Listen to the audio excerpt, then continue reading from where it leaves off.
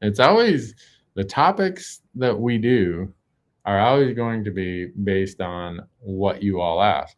Hey, look at this. Mason is on here. Mason, how you doing, buddy? That's my nephew. He's in Ohio. How about that, huh? I didn't know he was going to be on here. Let's see. So anyhow, got all the Instagram folks over here, got all the YouTube folks over here. I'm doing this back and forth. So hopefully I won't get too confused. But I want to thank everybody for being here tonight. We just got done with our Fresh Tracks Plus. We do an hour with them, and then we do an hour with all of you. And hopefully this next hour is worthwhile. The folks last hour thought it was pretty good. Elk Talk Live is brought to you by Outdoor Class and by Go Hunt Explorer. Outdoor Class is a master class type setting. It's a learning platform with a bunch of people in the hunting and food space. Corey Jacobson does archery elk. Remy Warren does mule deer. I do rifle elk. Jamie Teagan did cooking. We just got done filming Hank Shaw. We got a whole list of other people. So you get all of that. And every time we add a new course, you get it. So if you want to sign up, go to outdoorclass.com, use promo code Randy, and they'll give you 20% off. And then Go Hunt Explorer, that's the map product they have where you get all 50 states for $49.99, all the tools, all the things we do, mobile maps, desktop maps. And they got 2 promo codes going right now. You can use promo code Randy for $20 of store credit, or you can use promo code Randy30, and they'll just give you 30% off. So someone says, hey, hello from Texas. What do you think about suppressors? Yes, that's what I think about them. Yes. Nosler's selling and making suppressors. So I'm trying my best to get a suppressor to hunt with this year. But it's unfortunate that I'm waiting for my stamp. And I don't know if I'm going to get it before, well, let's see, my first rifle. Well, I might be going out rifle hunting as early as August. So, dang. Hey, Smile Outside is here. If you haven't done it or haven't had a chance, go check out his books. Smile Outside, kids' books, great stuff. Huge supporter of conservation, all kinds of things. Really generous, donates, all kinds of things. So, go check out Smile Outside. I didn't even know he was going to be here. Someone wants to know, what are we hunting this year? I don't have that many tags, and that's by design. Last year I had a Shivers moose tag. I had a mountain goat tag. And we got some comments from people who said, well, yeah, it must be nice. And I'm like, yeah, it was nice, but don't think of this as the norm. I've been applying forever. I was over 30 years, or it was 30 years of applying for that moose tag. And so I got to thinking about that. I'm like, well, I want people to see us out there grinding it out, doing the things we do, struggling, failing, just like everybody else does. So when I did my applications this year, I said, all right, I'm going to do pretty much general tags or tags I can get leftover as second choice, over the counter, or return tags. And so I have general tags in Montana for deer and elk. I have an Idaho tag I picked up virtually as a leftover. And I have a Wyoming general elk tag. And then I'm going to be out helping other people with our hunts. But for me, that's kind of how the season's going to go for me. I don't know. I'm going to try pick up some leftover tags either in Colorado or Nevada or Idaho or somewhere. But so hopefully people see that, because we feel lucky and blessed to go do it every once in a while. We have a year like we did last year where, a bunch of tags fall on our lap. And next year, I'll probably try for some other tags, but we want to make sure everybody has, a realistic expectation and understanding of how it is for us too. So let's see. Eric says, Randy, I can't find the Howa Randy Newberg series in a 300 Win mag. Are they still making them? Yes, they are. But Sportsman's Warehouse is the only place you can get them.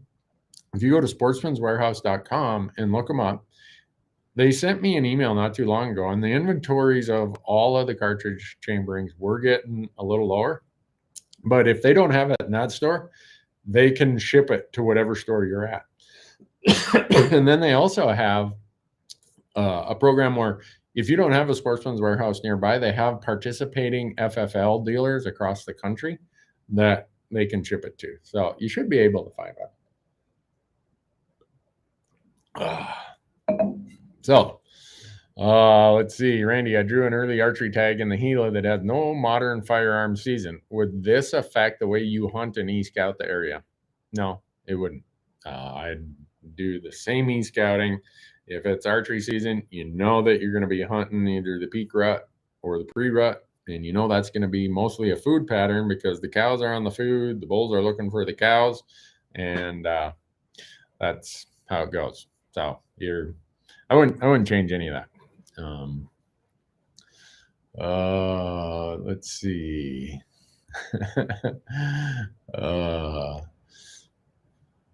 What was that? Oh, I see. Someone said, I enjoyed seeing the moose and mountain goat hunt. Viewers know the difficulty of drawing such tags. So keep trying. All right, Berta.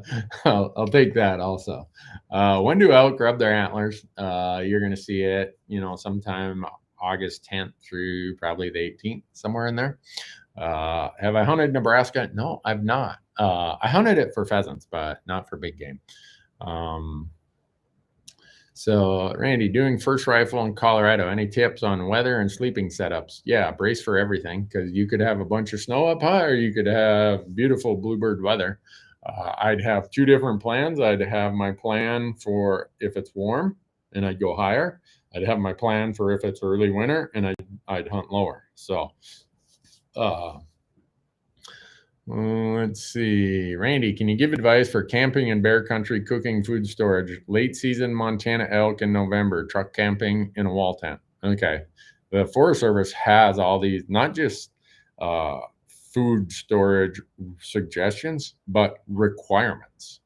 So you have to go and follow these regulations or you can get in trouble. So it's how high do you have to have it in a tree? How far away from the trunk of the tree?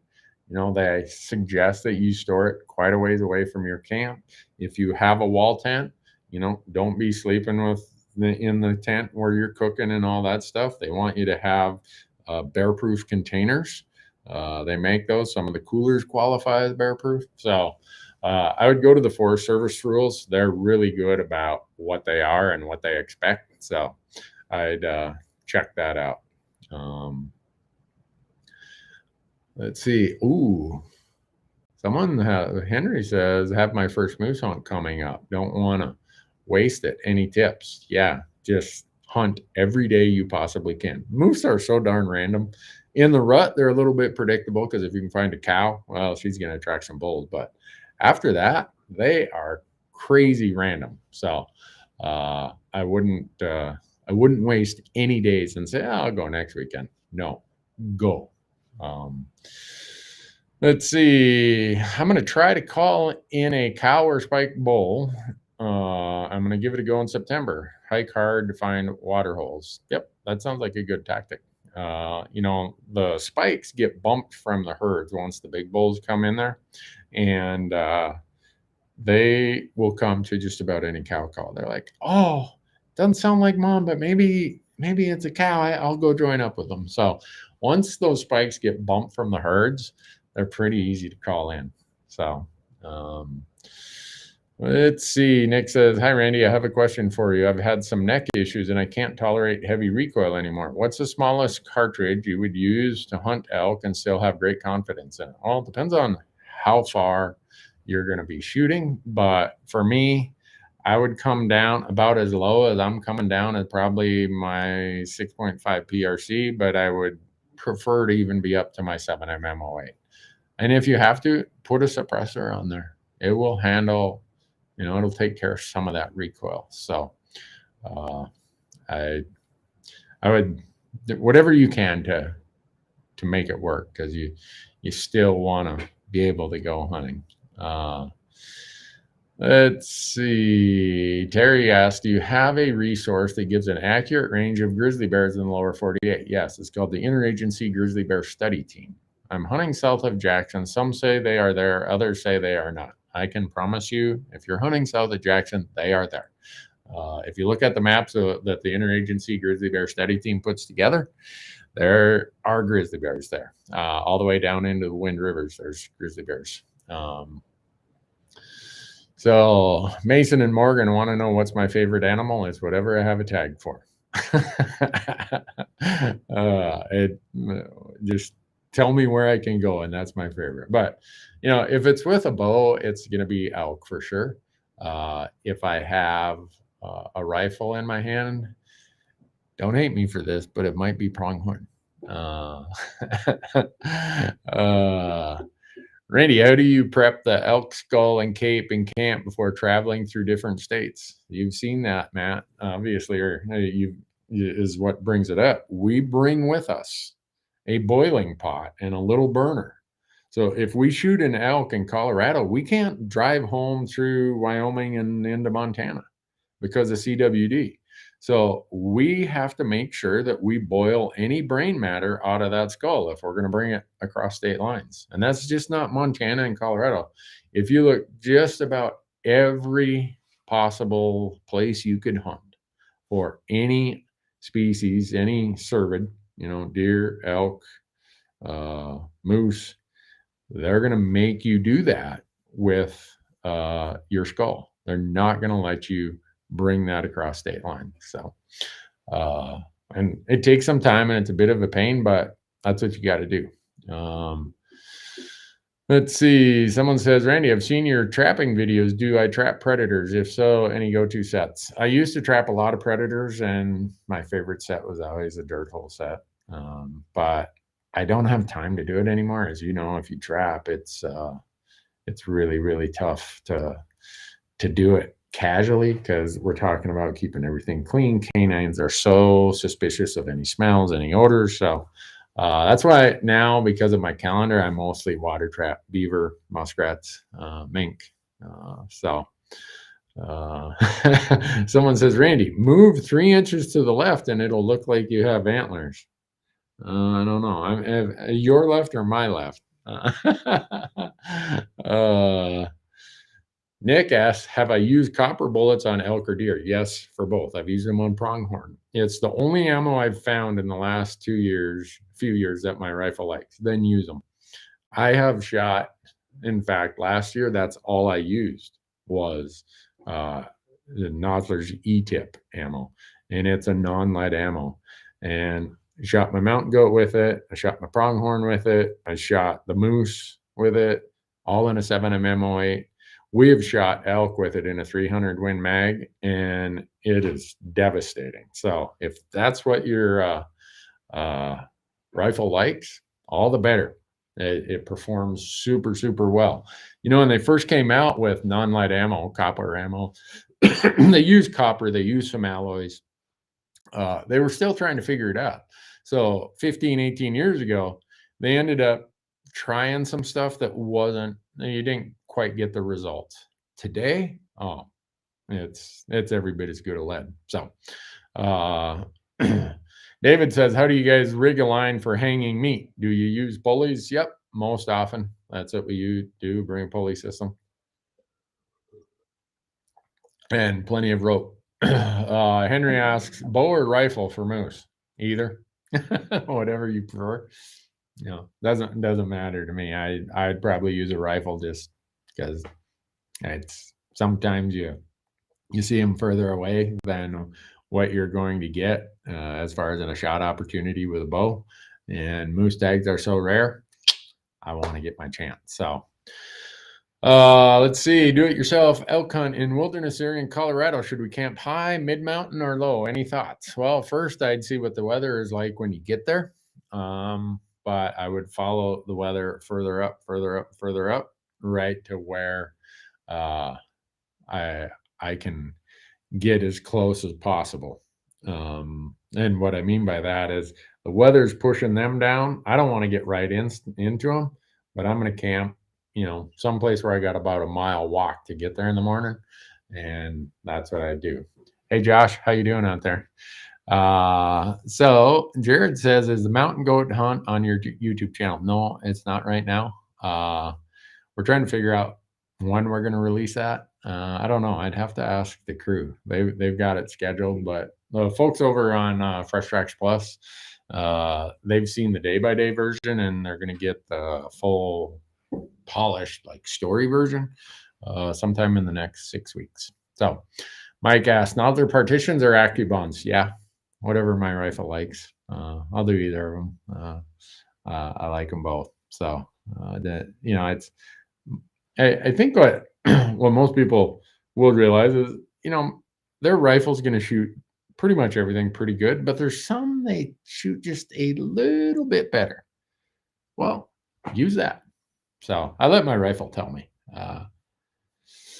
Let's see. Any cow elk hunt soon? We're talking about it this year. We might. I don't know exactly if we will, but we're surely thinking about it and considering it. So just depends on where we're at, what all the things are that we have on the list. So Derek says, hey, Randy, have you had any issues breaking in your Kenetrek Mountain Extreme boots? I've had some struggles with heel slip and blisters. Yes, you can if the boot isn't sized properly. So that's usually, if you're having heel slip, your heel isn't fitting in that pocket. So it's usually a fit issue.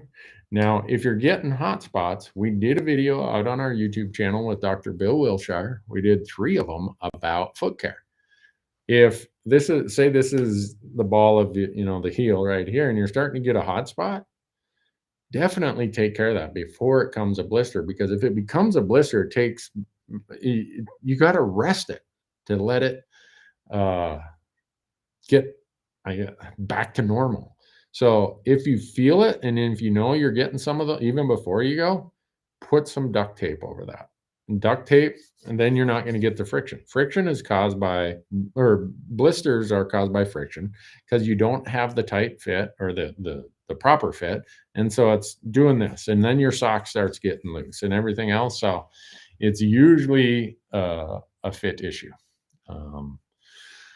Let's see. What do I do to stay in mountain hunting shape? This year, I'm not doing much, and I'm going to pay for it. I've been on the road so much. I just got back from Park City. I got to do the thing in Big Sky this weekend. I'm out of town filming all next week. Not out of town, kind of on the edge of town, but I'm filming all day. It's like, oh man, when elk season comes along, I am going to pay. And all of you are going to laugh because I'm going to be sucking air. Oh man, it's going to be bad. But what do you do? Let's see. Any advice for food choices on an extended backcountry hunt? Whatever you like. We use gastronome dehydrated meals or rehydrated meals.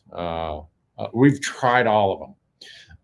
Shannon out here on the edge of Bozeman, she is a food scientist, culinary expert. She started this line called Gastronome. It is so much better than all the others. It's like, oh, I can live on this without getting sick. So let's see. Randy, for your 7mm08, do you stick with a single load or change it up depending on what you are targeting? No, I stick with the same load all the time. And I will admit that I'm kind of a firearms junkie, so I have lots of them and lots of different cartridges. So I think I'm not going to tell you how many 7mm08s I have, but most of them I prefer.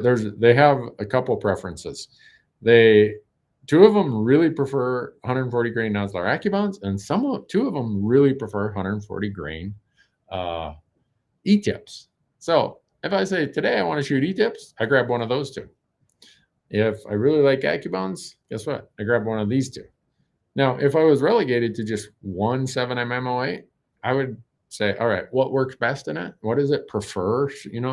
The marginal differences when I say prefers, they're really small differences. I just stick with that for all species. So, David asks, in Montana, are most elk on private land during shoulder seasons? Yes, they are. The places that have shoulder seasons are supposed to be areas where we have too many elk. Well, the reason we have too many elk in a lot of those areas is because there's no access, because mostly it's private. And so that creates the idea that shoulder seasons would work. Well, what they're finding is shoulder season just continues to push elk further into private and further into private. And so when am I going to do a meet and greet in Colorado? I don't know. I don't have one. I don't have one on the calendar. I don't think. Yeah, I don't think so. Randy, I'm hunting with my wife. How do you keep the hunt fun if you're not seeing any animals? Don't make it work. That's, don't do something that is just going on the death march, as we call them. It might be taking a break. It might be sitting and glassing instead of hiking. It might be looking for other animals because there aren't any elk around. There's all kinds of things that can add it and make it more interesting, but don't make it some sort of crazy death march. So, Randy, are you going to the Total Archery Challenge in Big Sky? Yes, I will be there with 300 dilly bars on Saturday. So, if you sign up to be an RMEF member, you're going to get a dilly bar. So let's see. What's an elk's favorite food source in Southwest New Mexico? It depends. It's going to be some sort of grama grass, but your New Mexico State University has done all kinds of studies on that. Go and Google elk forage, Catron County, elk forage, Socorro County, and you'll get it'll be crazy how much information you'll get. So, but it's going to be grasses, I can tell you that. I've read a lot of those studies, and that's what you're going to be looking for. What else we got? Are Rudding antelope patternable? Yes, very much so. Colorado muzzleloader antelope tag in the pocket. Yeah. Pronghorn in the rut. That's like they're more compromised in the rut than any young raghorn bull elk. So you'll have a great hunt. Let's see. Do I need to be the owner of a rifle that I'm going to hunt with in Montana, or can I borrow a rifle? Oh, we don't have laws like that in Montana. You can borrow your buddy's rifle or your wife's rifle or your whatever. That's weird. I've never heard of that law. That would be a stupid law, because I loan rifles to family and friends all the time. Huh. Randy, what grain bullet for elk with the 308? I use 165 grain Nosler partitions. My 308s like those for some reason. Any hunts with Matthew coming up this year? Yeah, he burned maximum deer points in Wyoming and almost maximum pronghorn points in Wyoming. So he's going to be taking up residency in Wyoming for a while in October. Let's see. Someone says, I can't wait for the next Total Archery Challenge. I only broke 7 arrows. Heck, you're doing good if you only lost 7. Randy, will we be seeing more mountain whitetail hunts this season? Yeah, you will.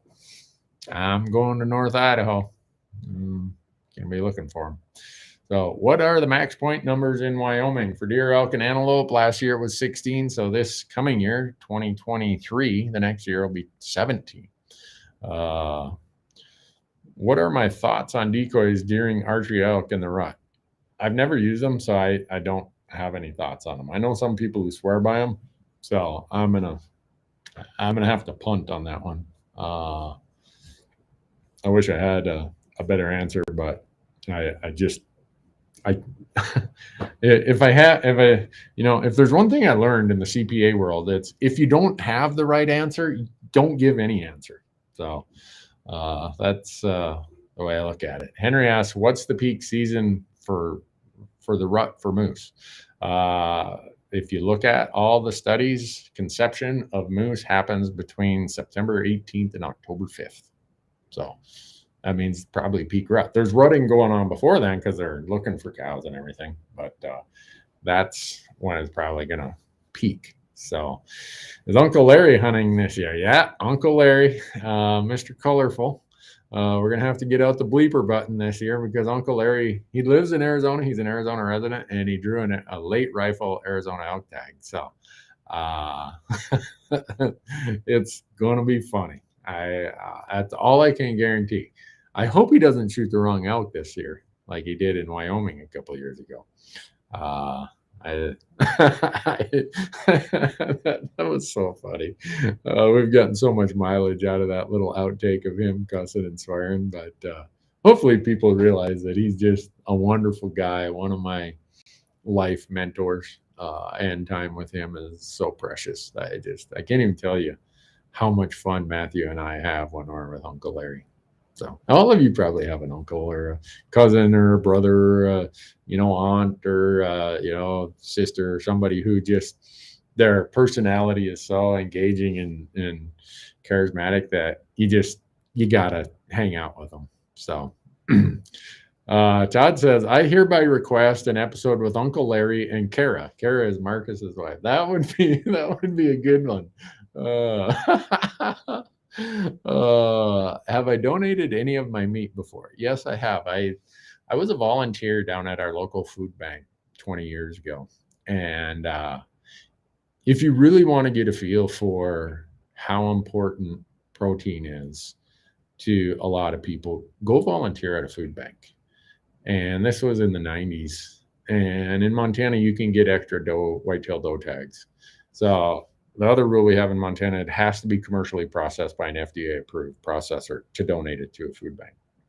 So in my CPA life, I had a lot of clients who are like, these whitetails are just destroying our haystacks. Hey, can I come out and shoot 3 of them? Yep, I'd do that. I'd go take them to the processor. I'd pay for it, and I'd bring it to the food bank. So I have done that. And around here in the office, we have 2 freezers. And me and Marcus get to do most of the hunting. So we bring a lot of our meat here because we want the employees to share it and enjoy it. So right now, all the freezers are getting pretty bare. But Lance says, New Mexico is going to miss you this year. Lance, I'm going to see you in January, and hopefully we'll come up with a strategy of how I won't miss New Mexico next year. So any good walleye stories this summer? Not really. Usually I fish walleyes for 2 weeks. I've had 2 days. And so Mrs. Newberg is not happy. She loves the walleye fish. Kevin says or asks, Randy, you mentioned the PRC 6.5 PRC. What's your thoughts? Enough gun for elk? Yes. Or just deer size game. No, with proper bullets, if I use Nosler's sending me these 140 grain AccuBonds, and I look at the energy that carries out to 400 yards, yeah, I would prefer not to shoot 400 yards, or if I did, I'd want to make sure it was a broadside shot. But looking at the energy of that cartridge, I wouldn't hesitate to shoot an elk with it. It's super, super accurate. That's what blows me away is how accurate it is. So if it's that accurate and I can place 140 grain AccuBond in the lungs, that bull is not going anywhere. So, hey Randy, how does the any bull elk tag work for Utah? I don't know that, Logan. I've never done that hunt. And some guys, when I was down in Park City the other day, they were explaining it to me, and I should have been taking better notes. But I think there's I know there's certain units, and I think there's X number of tags. So why they call it over the counter or general, I'm not sure. I think if you want true over the counter without limits, it's got to be an archery spike tag. if I remember right, or something like that. So, wish I knew, but I don't. Is practicing glassing for wildlife in national parks worth it? Yes, I'd do it. Bring your binos, be fun. Go check it out. Um, let's see what else we got here. How much energy is needed for elk? A lot. We're getting ready to do some videos on that. Suffice to say that an elk has energy demands that are probably different than you think based on the time of year. Elk in warm, arid climates, hot, arid climates, burn as much energy thermal regulating to stay cool as elk in cold climates spend trying to stay warm. And the peak time of energy demand for a cow elk is during lactation. They got a 105-day lactation period, and their energy demands go up by 60 to 70%. Yeah, that's a lot. Bring back the Sasquatch. I can't. Let's see. Why don't elk and mule deer generally live and coexist in the same areas? They do sometimes, but one's a grazer and one's a browser, right? Elk are grazers, so they're looking for grasses and forbs. Deer are browsers, so they're looking for some forb, but mostly browse and shrubs. So those are growing in different areas. So until they get to the winter range, there's going to be some distinction and separation between them. So that's the biggest reason why they're usually at either in different elevation bands or in different parts on the landscape, is they're just trying to capitalize on what they need, and what an elk needs is different than what a deer needs. So, someone asks, where do you set your archery pins? 20, 30, 40. I only have 3 pins, 20, 30, 40. And people are like, what? Yeah, I archery hunt to get as close as possible. So if it's 50 yards, it's like, well, I got to get closer. I got to figure out how to get closer. And I know some people think I'm crazy, but that's a ton of fun. Someone says, are you going to spill the beans on the story behind losing your friend's truck in Mexico and needing to get out of jail? We already did a podcast on it. Go out on the Hunt Talk Radio podcast. I think it's episode 99. Me and Jerry talk about the night we spent in a Mexican jail. That was not any fun. However long I live, if I die of natural causes, I would have lived 10 years longer if not for a night in a Mexican jail. So Everett's asking, you watching the Nevada first come first serve list closely? I am, but they get snapped up really quick, and the fact is, there are tags that the season starts within 2 weeks, or sometimes the season's already open. It's like, well, can I drop everything I'm doing and be there? If I live there, it'd probably be easier. But being far away, it's not that easy. Hey, Brody Pritchard, how you doing, buddy? Brody is taking his dad to Wyoming on an elk hunt this year. I hope they have a good time. Let's see what else we got. Taking care of your feet. A lot of questions about taking care of your feet today. I would just say go back and look at the videos we did last summer and the summer before with Dr. Wilshire. A lot of stuff there. He's a fanatic elk hunter. He's a foot surgeon and a foot doctor, and he's got it dialed in. So a lot of people ask this, and you're probably getting tired of me answering it, but it gets asked so many times. That's why I say, well, I better answer it again. Do I think that moon phase matters for elk? No, I don't. You're going to get other people who say, oh, it sure does. Well, what moon phase does, in my experience, is it allows elk to do more of their activity at night. Their vision is, not as compromised. At night, their vision is way better than ours. But compared to other predators they're worried about, it's not necessarily. So at night, when there's a full moon, they now have a closer balance with nighttime predators, specifically mountain lions. So I think they move more at night then. Yes, they do. But it's not like they say, well, it's a full moon, so we're just gonna go crawl in a hole. No, they're still out there. So I go do it anyhow. Do I put electrical tape over the barrel in bad weather? Yep, you'll see me do that a lot. Never had it change point of impact. So how's the fire season looking up north so far? If you would asked that question 2 weeks ago, I would have said, we're not going to have any fires. Well, it's been in the 90s and not a drop of rain for 2 weeks. Man, it's starting to brown up in a hurry. And here's the thing, right? You get all that growth just grows like crazy because of all the moisture. And you're like, oh man, this is so lush, going to be a great antler year, no fires. And then someone turns up the oven, and now all that forage that grew, guess what that's doing? Drying out and turning into fuel for fire. So I'm hoping we get a little bit of we got to get some moisture. I hope so. Do I ever have campfires while hunting? All the time. If so, how do you keep the smoke smell off your body the next day? I don't. You can't. But if you think about it, if it's smoke smell on your body, it doesn't matter if you stay downwind of that elk or deer. If you get upwind or the wind swirls, it doesn't matter if you have smoke smell or human smell, they're gone. Off. So so that's why I don't worry about it. I want to stay warm. I want to be comfortable, because the more comfortable I am, I know the harder I can hunt. So if a fire makes me more comfortable, I'm going to do it. Chris says, oh, 90s, laugh out loud. Today Texas was 112. Hey, I'm not complaining.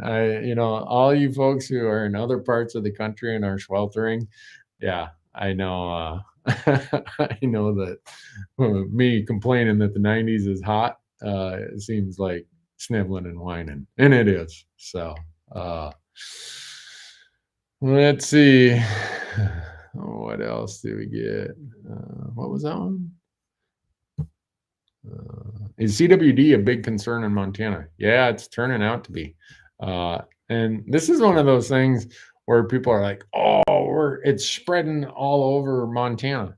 Well, I don't know that it's spreading, or we're just testing more for it, right? I mean, we're going into some places and testing, and we're having a 20% prevalence rate in whitetail bucks. Well, you don't get 20% prevalence just in a year. That tells me there's been CWD on that landscape for quite a while to get to that high prevalence rate. So the more we test, the more we find it. And the more we find it, it's just going to be something we got to deal with. Let's see. What was this one? Wow, Dave says, hey, Randy, hello from Ireland. Wow. Someone says, hey, Randy, we met outside the airport once and I shot my first elk the next day. Thanks for the good luck. Hey, if I can bring good luck to somebody, I'm happy to do it. I've never felt that there is a law of conservation. If you study physics, there's the law of conservation of energy. In other words, there's only so much energy in the universe. I don't think there's a law of happiness, smiles, and positive attitude. That's we can manufacture all that we want, and me having a big smile and cheering for somebody else doesn't do anything negative to hurt me. And so I'm always a pretty big fan of, every day's a good day. My grandma told me when I was a kid, she said, Randy, if you get up in the morning and decide it's going to be a good day, or you decide it's going to be a bad day, you're probably right. And when I was 9 years old, I'm like, what does she mean by that? And then as I got older, I'm like, grandma knows what she's talking about. So just about all attitude. First time elk hunting, should I call bugle or cow? Yeah, Let them tell you what you want, what they want. Try it all. Don't be tied to anything. You know, a lot of people think there's like some manual of, oh, you got to do this, and then you got to do that, and then you got to do it this way. No, let the elk tell you what they want. You know, how are they talking? What are they saying? What are they doing? So, we're a little over halfway through. Want to make sure that we let you know who makes all of this possible. Outdoorclass.com. Go there. Education platform with me, Remy Warren, Corey Jacobson, Jamie Teagan, Hank Cha, a whole bunch of us coming on, coming along. And use promo code Randy at outdoorclass.com. Get 20% off. And our great friends at Go Hunt with their Explorer maps, all 50 states for $49.99. Get the mobile map, get the desktop map, all kinds of tools that I've been working on with them. Yeah, like when you see this terrain analysis tool, the videos, we're doing new e-scouting videos because this tool they've come out with has made my e-scouting way easier, way different. So if you're interested in that, go to gohunt.com, sign up for Explorer. Use promo code Randy, and they'll give you $20 in their gear shop. Or if you use promo code Randy30, they'll just give you 30% off. So, whichever you prefer. All right.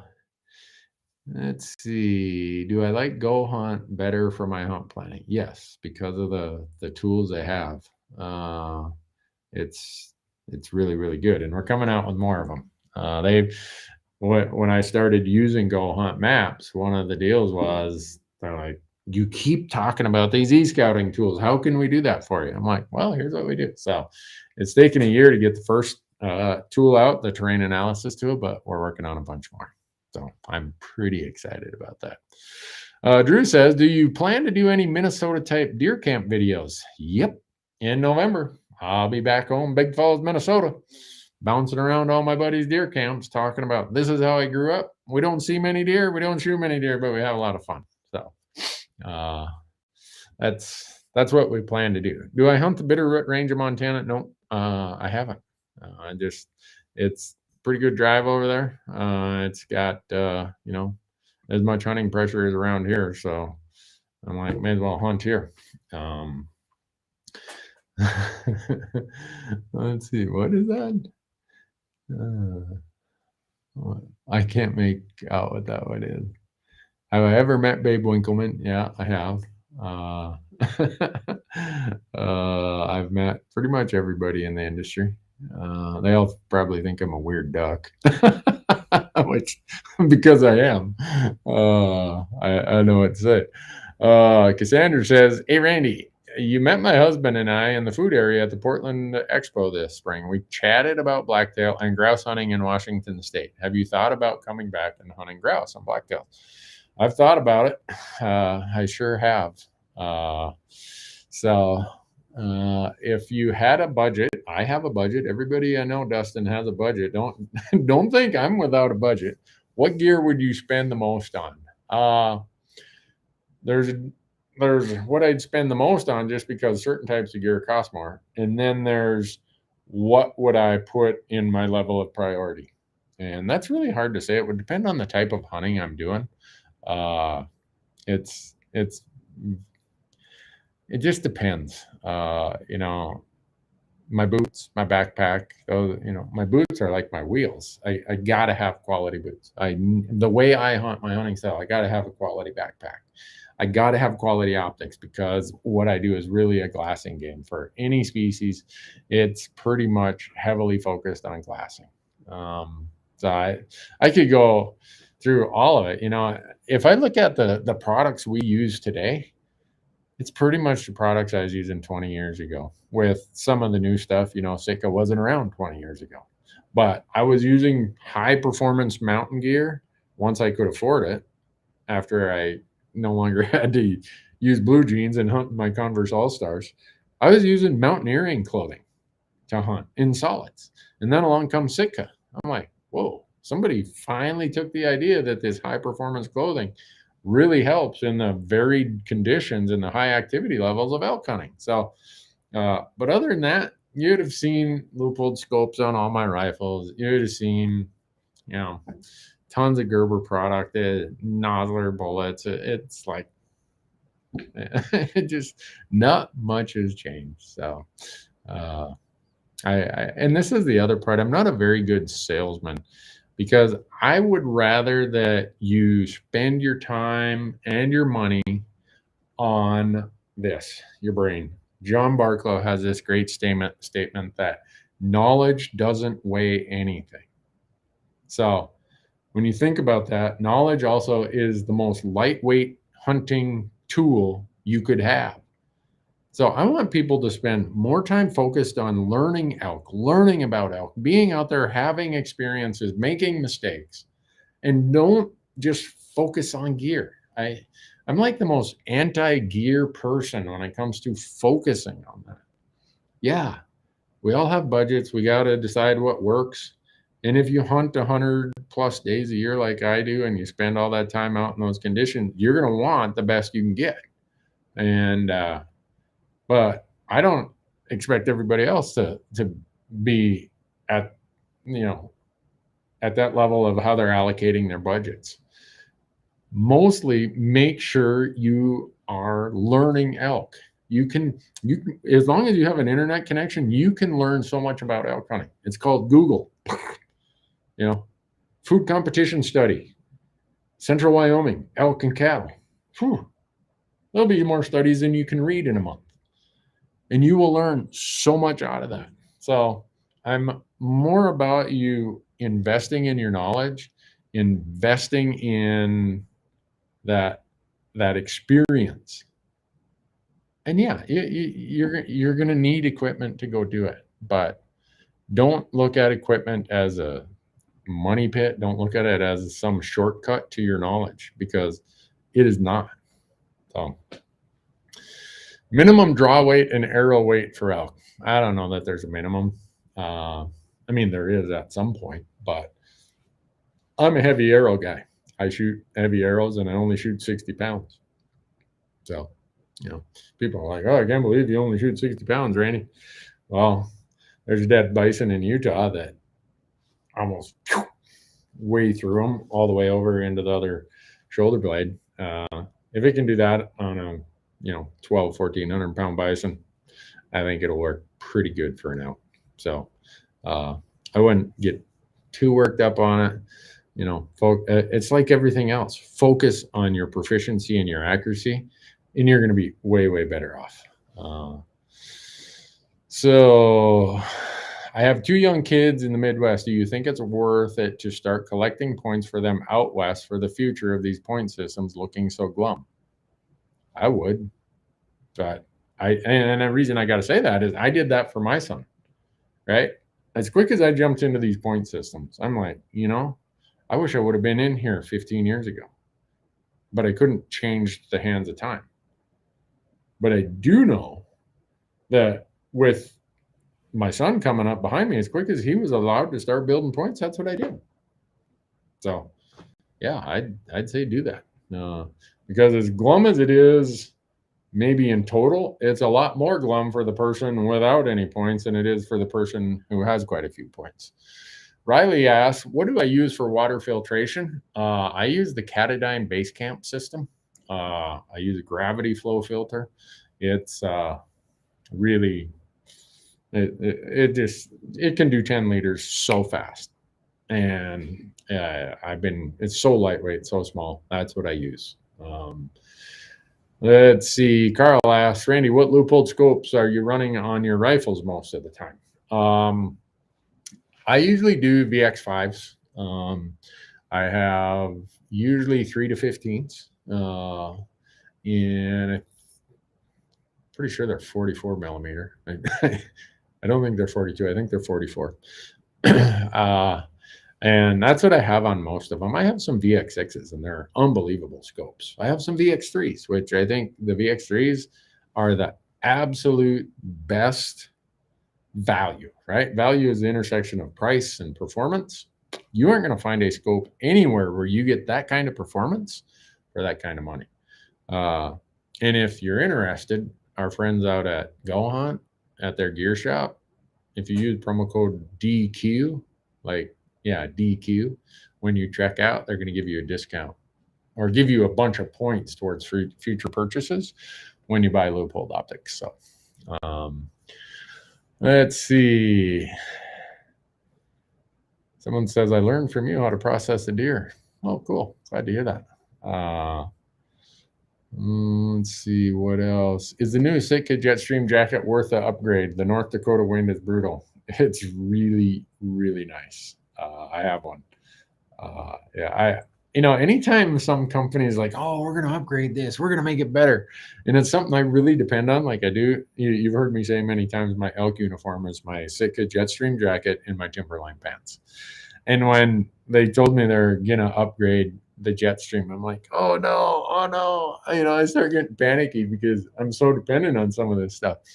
And, well, they did a great job on it.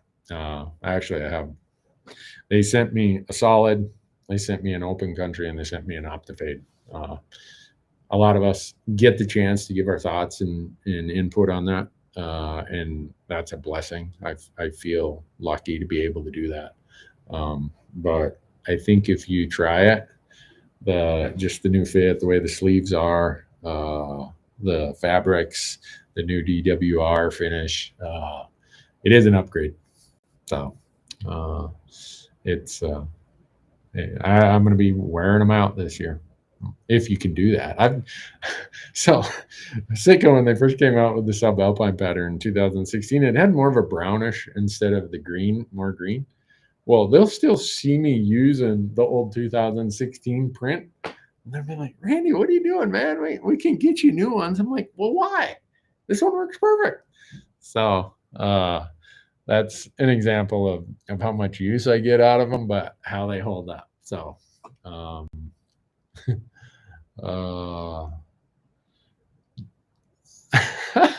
do I think promo code Randy will work on the Montana non-resident elk tag? No, that'll probably as much hell as I've been raising with the department and the commission and the legislature. Whatever you do in Montana, do not put promo code Randy on your application. You're probably going to they'll take all your points, disqualify you.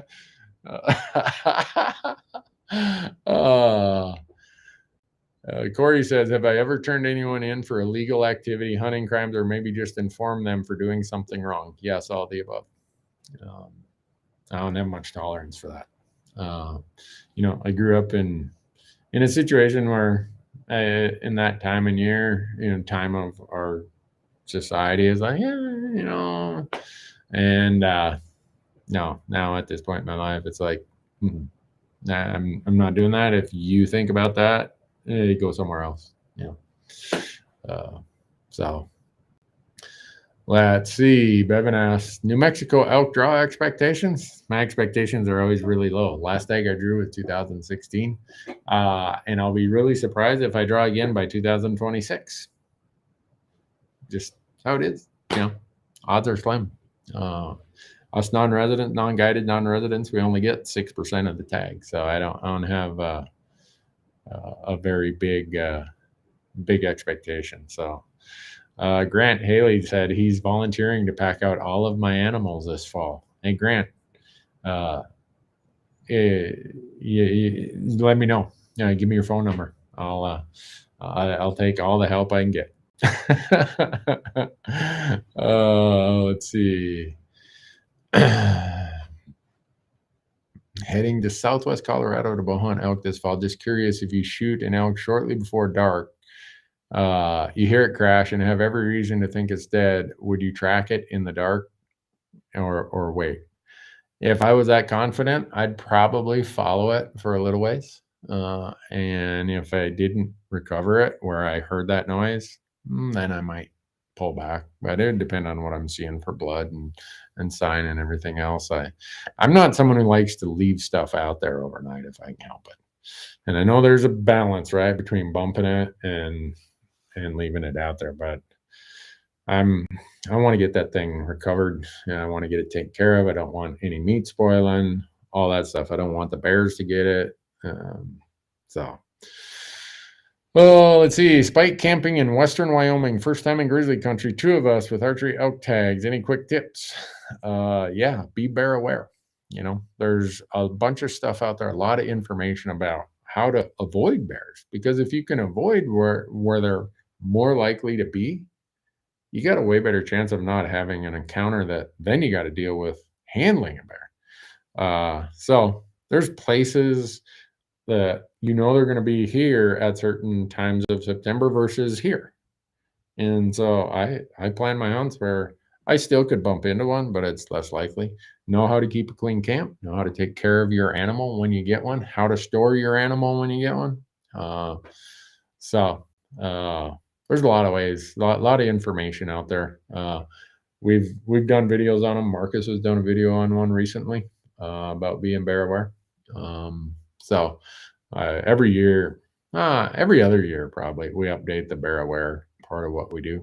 And if you look around our camps and how we do it in grizzly country, you'll see that it's something we take pretty seriously. What broadheads do I prefer? I use a 2-blade bone broadhead, 125 grain. Been using them now for 5 years, I think. They work really, really good for me.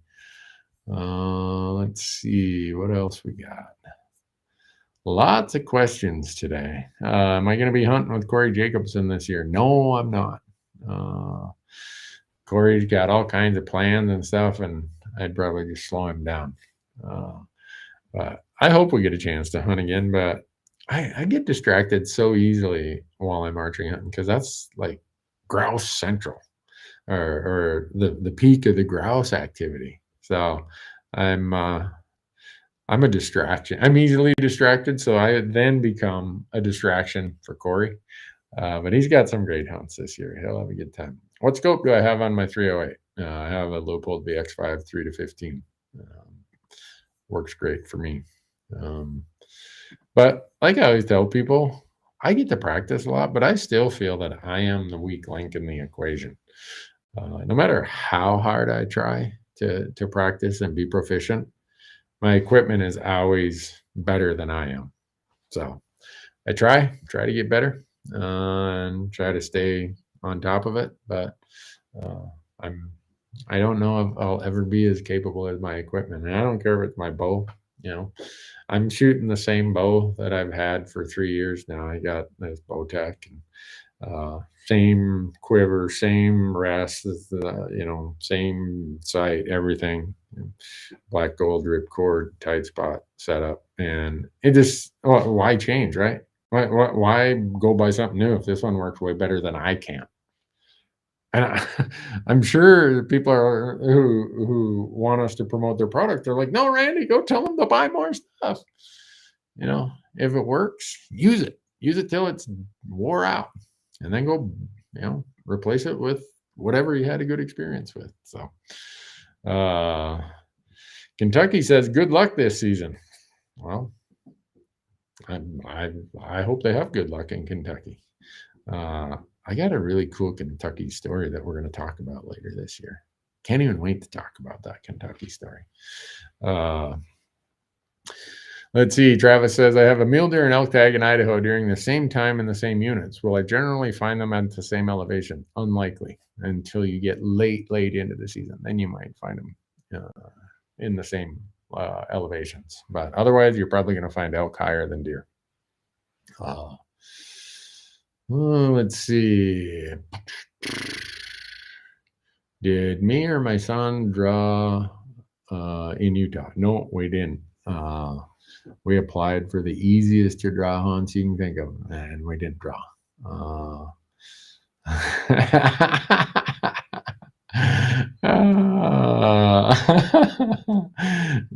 Let's see. Hey, Kara, how you doing? Kara wasn't, she just joined, but someone was asking for a Kara Uncle Larry combined episode. I think that would be so good. That'd be really, really good.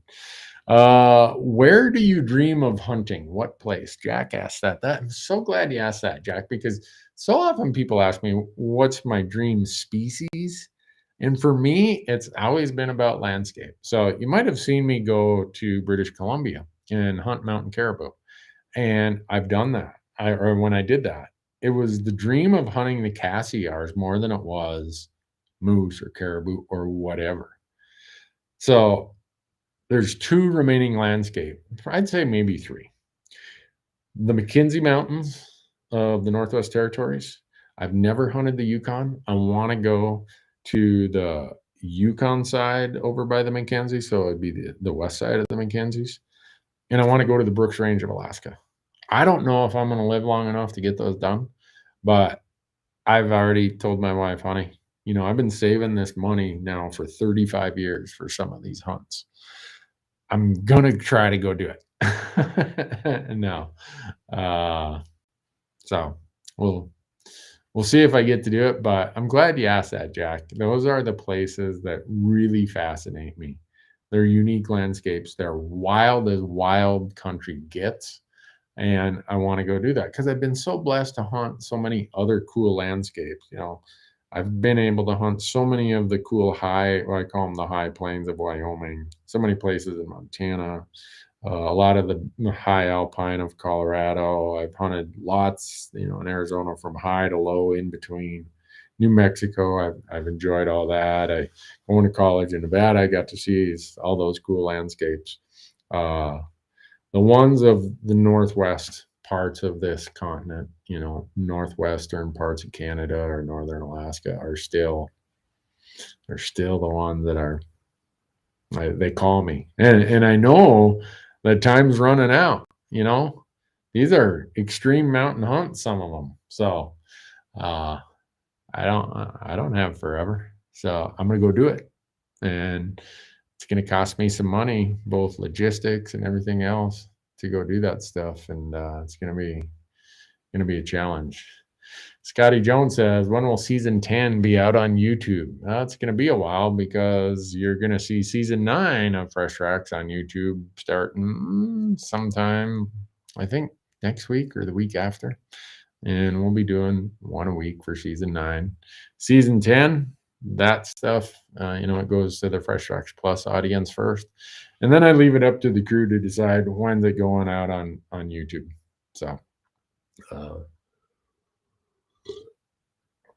wild boar in Montana? Nope. None of those that I'm aware of. Randy, any grouse hunting plans this season? Yes. Wherever I see them, wherever I find them, I'm going to be hunting them. If I have a license and there's a grouse, I'm doing it. So, but it's going to be a tough grouse year. It's such a wet, cold spring. It's tough. Oh man, we already got to 8:00. How can that be? Wow, darn. I appreciate everybody being here, man. This is always good to have this many people here. And I got a couple more questions here that I want to get to before we call it quits. But before I get to these last few questions, I want to thank Outdoor Class and Go Hunt Explorer for making this possible. They're the ones who ask us to do these free versions and share as much information as we can. If you go to outdoorclass.com, you can sign up for that masterclass type learning platform. Right now, there are 4 classes. Me and Corey Jacobson teaching elk, Remy Warren, mule deer, Jamie Teagan doing cooking. We just got done filming Hank Shaw. His cooking will be up there. I'm wrapping up my Antelope course. A whole bunch of stuff coming. Use promo code Randy. They'll give you 20% off out at outdoorclass.com. And then Go Hunt Explorer is their map product. You get all 50 states, $49.99. And they got 2 promo codes for you if you want mobile maps and desktop maps. It doesn't matter. You're going to get it all as a package. Promo code Randy30 will save you 30%. Or promo code just Randy will give you $20 of mad money in their gear shop. So let's see. Steve's got this question. He says, a few years back, I met a guy who was a very experienced elk hunter in northern Arizona and a former guide. We swapped stories about elk hunting, told me of his favorite elk calls. The guy told me you can make a surprisingly good sounding elk call with a natural gas line, the kind you would use to hook up a water heater. So I thought to myself, yeah, right. So one day, several years later, I'm in Home Depot, walked past some of those yellow flexible gas lines and thought, what the heck? I'll try it out. And sure enough, there I was in the plumbing aisle making elk calls. People were looking at me like I was some sort of king of the whack job. True story. No, Steve, if you look at the history, and Sitka and Corey Jacobson did this. They did a film. If you get a chance to see it, go look at it. I bet you it's on YouTube. It's called The Linguist, right? Linguist, The Linguist. And they talk about the history of elk calling and how it started. Corey's dad, Rocky, was one of the pioneers. Will Primos, Wayne Carlton. Who am I forgetting? Oh, Larry D. Jones. They talk about how they used to use stuff like that. So it worked. Don't let people laugh at you when you're doing that. It flat out worked. So you ever notice how whenever you do a YouTube feed, you got to have some ass clown who shows up and spams your channel like this person just did. I know why that is. People got nothing better to do.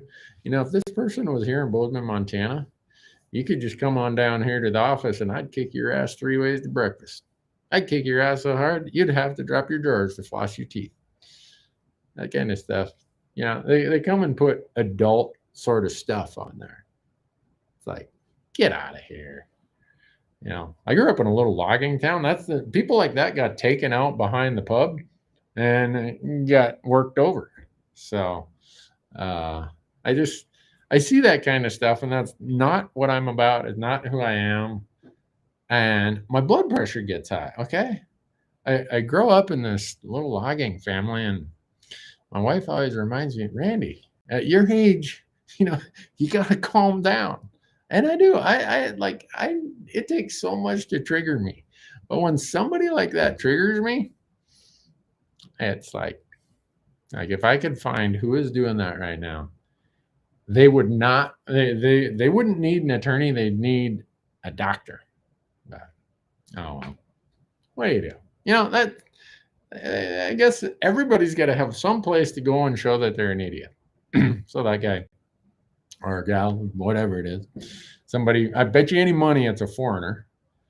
Because when our websites get hacked or our channels get taken over, it's just about always a foreigner. And YouTube wonders why I am doing my own platforms called Fresh Tracks Plus. It's because, one, they kind of jerk our content away and they demonetize it and stuff. But then we get asshats like this who show up and YouTube doesn't do anything about them. YouTube let somebody come here and sell adult stuff on my website because YouTube's making money on that, evidently. But if I show how to gut and gill something or I show a firearm, YouTube is hair on fire. So I did a video about YouTube deleting or demonetizing our content. And I'm like, I wonder how long it'll take for YouTube to demonetize this video because there's no firearm, there's no anything. It went up, I got, 20,000 views. And the next morning they demonetized it.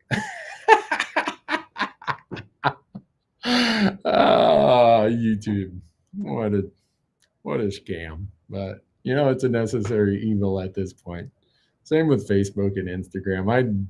I'd junk them all tomorrow if I could, but I better shut it down because I'm about ready to go off on one of these tirades where all of you are going to be like, uh-oh, Newberg's. Someone go check on Newberg. I don't know if he's doing well. We'll end it with this. Travis says, Randy, how's your mom doing? So many of you ask, and I thank you so much for being interested in that. So here's my mom, right? Small cell lung cancer. They give her this very low percentage that she's going to have a positive outcome. She goes through 4 months of chemo, 30 days of radiation, and she's in remission. Makes me feel like such a wimp. Oh, what's in my cup? I got a Yeti glass full of water. I can't drink. Oh, that's water. So my mom is doing great. Thank you all for asking. She's such an inspiration. She's such a strong person. I was back in Minnesota for most of October, November, December, and January helping her and rotating with me and my siblings. And my mom would get up, come on, got to get to my treatment today. And, you know, she's lost all her hair, lost some weight. She's sick. She's got sores. I'm like, I am the biggest wuss in the world. So if ever anybody needs some inspiration and wants some perspective about what it's like to push forward and not let the world get you down, I'll let you talk to my mom. She just is that kind of person. So appreciate y'all asking. Anyhow, we'll see you again. Let's see. I want to try do this next week. I'm filming till late every night next week. Maybe I can tell the crew we got to stop at 6 o'clock so we can do this. Right? Because they make me start filming at like 8 in the morning and they make me sit there. I'm doing my antelope course. I'm finishing up the Randy Newberg pronghorn hunting course next week. So they got me booked for 5 days, daylight to dark. So if I look old and older and more weathered out next week, that's why. So you all have a good evening. I've been gone a lot and I got to go home and see Mrs. Newberg because she probably thinks I ran off and joined the circus. So thank you all. Take care. Appreciate all your support.